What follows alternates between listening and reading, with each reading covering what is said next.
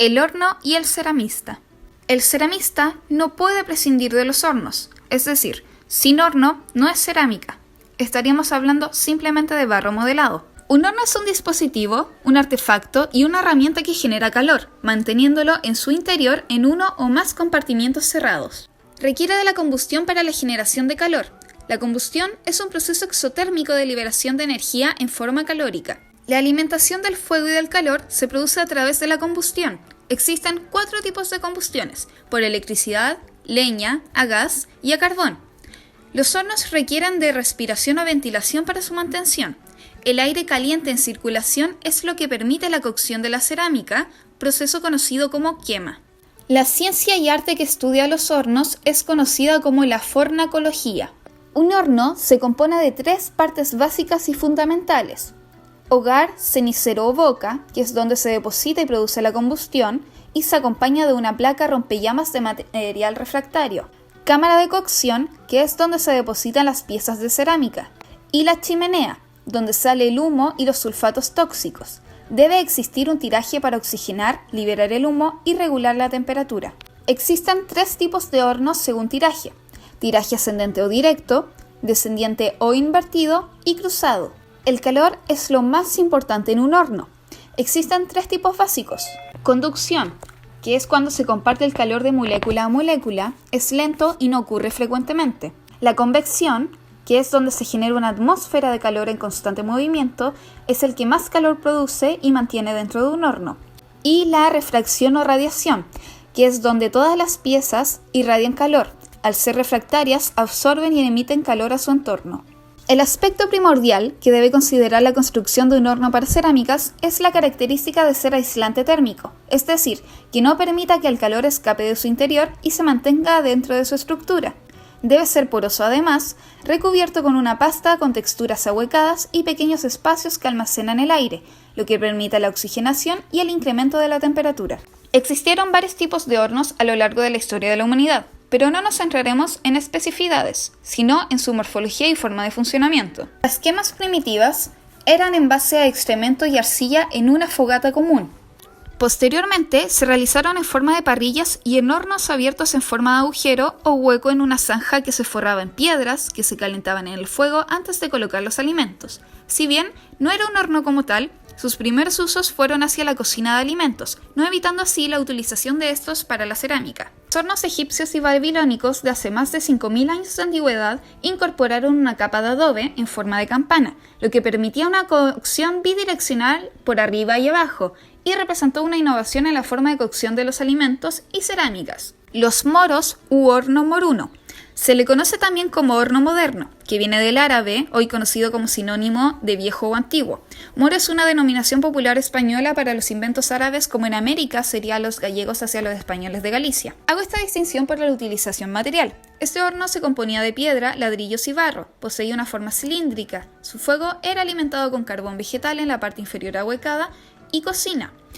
Puerta en la parte superior que experimentaba fuertes pérdidas de calor, por lo que se estima que su temperatura variaba a los 400 grados. Los griegos, hace más de 2000 años, cambian de posición la puerta frontal y añaden una solera, una placa metálica que vendría a ser como una bandeja, ahora placas o bandejas metálicas que todos los hornos de cualquier tipo poseen, eran de piedra o ladrillo en ese entonces. Una variación más adelante es la incorporación de una chimenea y la utilización de las brasas para la cocción, no directamente del fuego, ni únicamente con el calor interno, sino que con un calor más tenue que disminuía a medida que se apagaba. Hace unos 1000 años aproximadamente llega el horno de leña, utilizado principalmente para la cocina rural, dentro de las casas o en la cocina en una esquina.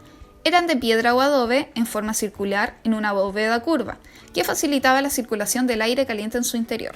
Fuentes históricas sugieren que el primer horno a carbón fue inventado en 1833 por Jordan Mott. Se le conoce como horno Mott o simplemente quemador base. Este diseño ponía principal énfasis en la ventilación para quemar grandes cantidades de carbón dentro de una cúpula cilíndrica compuesta de hierro fundido y con un orificio en la parte superior que se encerraba en un anillo de hierro. A partir de este y sus modificaciones derivaron a cientos de hornos que poseemos en la actualidad. La mayoría de los hornos pueden llegar a los 1000 grados y para aumentar la temperatura alcanzada puede esmaltarse la pieza o la utilización de arenas fundantes. La temperatura puede medirse con instrumentos cónicos como Seger y Orton y un pirómetro o termocupla. La temperatura interna incrementa lentamente con el tiempo y disminuye gradualmente. No debe apresurarse este proceso o el bizcocho o la pieza podría explotar frente a los cambios bruscos de temperatura y no cocerse. La técnica de la bola es un procedimiento bastante sencillo en el que se forma una esfera de arcilla y con el dedo pulgar se introduce con fuerza y se empieza a moldear desde dentro, así formando figuras ahuecadas con macetas, jarrones y vasijas.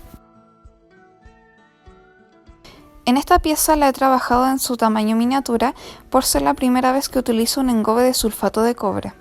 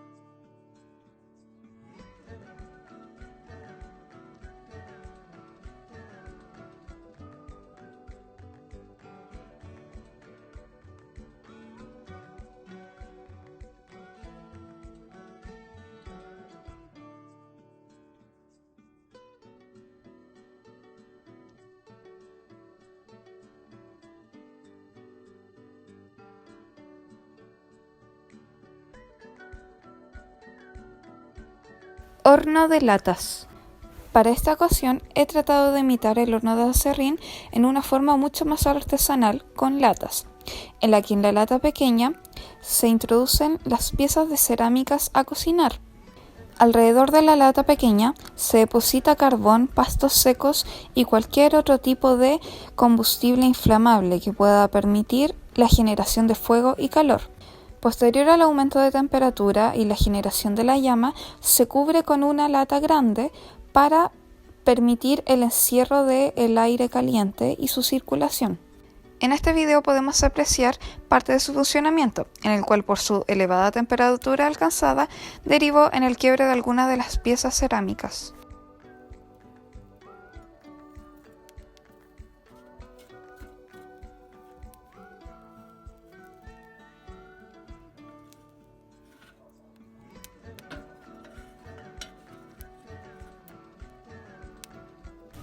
Resultado de la quema.